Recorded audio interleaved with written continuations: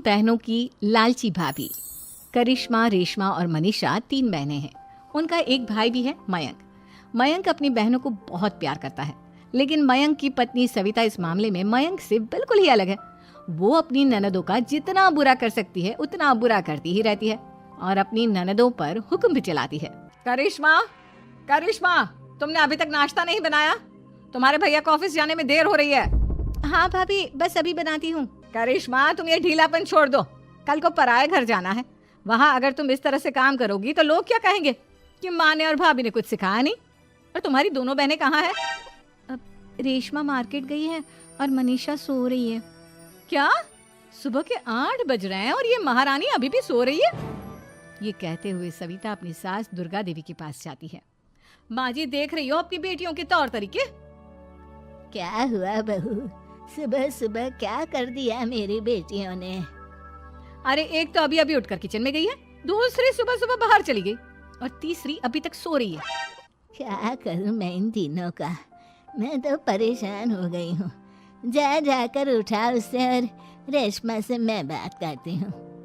सविता सीधा मनीषा के कमरे में जाती है और उससे कहती है, महारानी जल्दी उठो, सूरज सर पर आ गया है। भाभी थोड़ी देर और सोने दो ना, मैं रात को लेट सोई थी। वो क्या ना, यूनिट टेस्ट चल रहे हैं। शराफत से उठती है या नहीं, या फिर पानी की भरी बाल्टी डालूं तेरे ऊपर? नहीं भाभी, मुझे बिस्तर में नहीं नाना, उठती हूँ मैं। मनीषा जल्दी से उठकर बाथरूम में चली जाती है।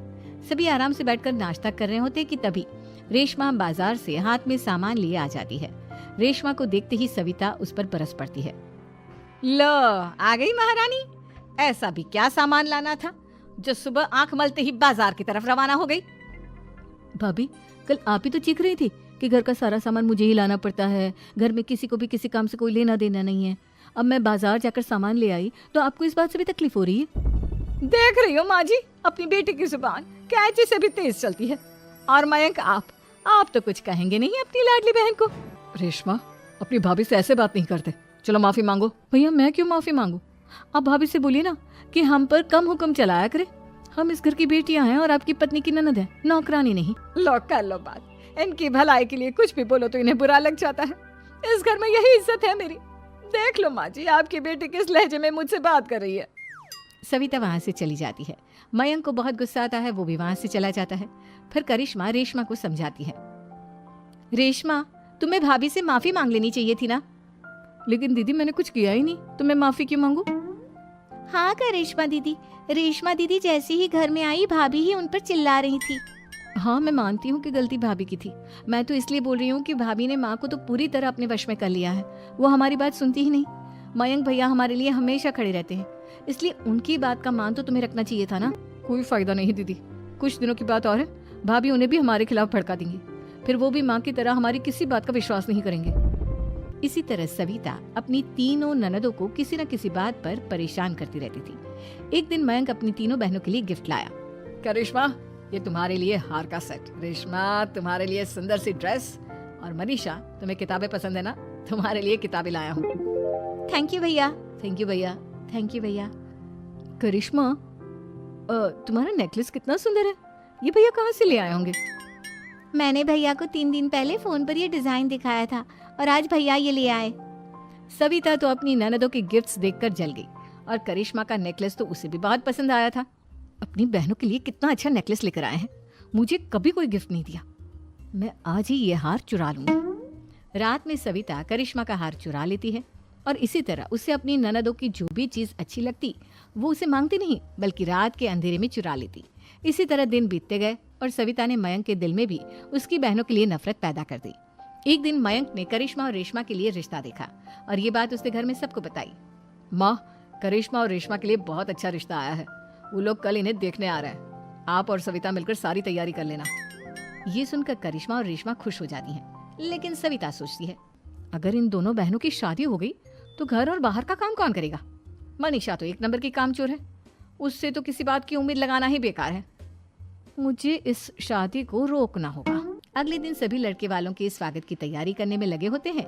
तभी मयंक अपनी बहनों से आकर कहता है, तैयार हो गई तुम दोनों?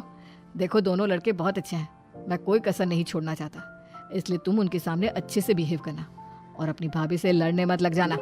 करिश्मा, तुम वो नेकलेस पहन लो ना जो मैं तुम्हारे लिए लाया था।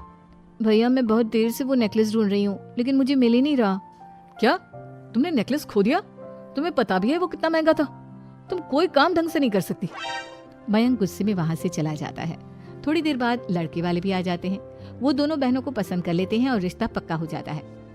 लेकिन सविता के दिमाग में तो कुछ और ही खिचड़ी पक रही थी। वो पंडित जी के पास करिश्मा की कुंडली लेकर जाती है और उन्हें पैसे देकर करिश्मा की कुंडली बदलवा देती है। जब लड़के वालों के पास करिश्मा की कुंडली जाती है तो वो दुर्गा को फोन करते हैं। बहन जी, हमने करिश्मा की कुंडली अपने पंडित जी को दिखाई थी। आपकी बेटी की कुंडली नहीं बल्कि दोषों का पिटारा है। देखिए, मैं और मेरे पति इन सब बातों में बहुत विश्वास करते हैं, इसलिए हम आपकी बेटी से अपने बेटे की शादी नहीं करा सकते। इस तरह करिश्मा का रिश्ता टूट जाता है और सभी घर वालों को बहुत दुख होता है। अब कविता सोचती है, चलो करिश्मा का तो रिश्ता टूट गया, अब रेशमा का भी रिश्ता तोड़ना है। क्या करूं क्या करूं? अब सविता आवाज बदलकर किसी अननोन नंबर से रेशमा के होने वाले ससुराल में फोन करती है। हेलो, मैं कौन हूँ कौन नहीं ये आपके लिए जानना जरूरी नहीं। बस इतना सुन लो कि रेशमा का 2 साल से किसी के साथ अफेयर चल रहा है। बस रेशमा का रिश्ता तोड़वाने के लिए सविता का इतना कहना काफी था। अब रेशमा का भी रिश्ता टूट गया। मयंक और दुर्गा देवी ने रेशमा को खूब खरी खोटी सुनाई और उससे बार बार उस लड़के के बारे में पूछने लगे। आप दोनों मुझे क्यों परेशान कर रहे हो? अरे कोई लड़का होगा मेरी लाइफ में तो मैं बताऊंगी ना। जब कोई है ही नहीं तो कहाँ से लाऊं मैं कोई लड़का? तो तेरे होने वाले ससुराल वालों को फोन किसने किया था? माँ मैं नहीं जानती किसने फोन किया था, मैं सच कह रही हूँ। मैं तो पहले ही कह रही थी इसकी लगाम खींच कर रखो, लेकिन मेरी सुनता ही कौन है। आप चुप रहिए भाभी, ये सब आपका ही किया धरा है।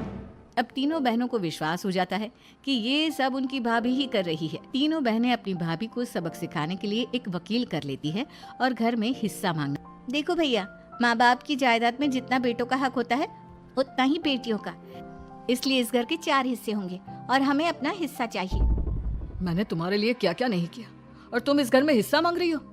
भैया, आप और माँ हम बहनों की कोई बात नहीं सुनते हो और भाभी हमारी शादी नहीं होने देगी क्योंकि उन्हें लगता है कि आप हमारी शादी में ज्यादा पैसा लगाओगे और उन्हें हम जैसी फ्री की नौकरानी कहाँ मिलेगी। तो हम भाभी के साथ तो रह नहीं सकते, हम बहनों को अपना हिस्सा चाहिए। अरे तुम्हें शर्म आनी चाहिए अपनी भाभी पर ऐसा इल्जाम लगाते हुए। वो तुम्हारे बारे में कितना सोचती है। हाँ माँ, भाभी हमारे बारे में बहुत सोचती है। दिन रात बस यही सोचती रहती है कि किस तरह से अपनी तीनों ननदों को परेशान करूं और कभी मुझे पढ़ने भी नहीं देती। दोनों बहनों का रिश्ता भी तो इन्होंने ही तोड़वाया है और रात में हमारे कमरे में आकर हमारी चीजें भी चुराती हैं। इसी तरह सविता की तीनों ननदें अपनी बात पर अड़ी रही। अब कोर्ट में तारीख भी शुरू हो गई। जब सविता को लगा कि उसकी तीनों ननद इतनी आसानी से नहीं मानने वाली तो उसने अपने पति और सास को सारी सच्चाई बता दी और अपनी तीनों ननद से माफी मांगी। मयंक और दुर्गा को भी अपनी गलती का एहसास हो गया। अब सविता खुद करिश्मा और रेशमा के लिए अच्छा रिश्ता ढूंढती है और उनकी शादी करवाती है।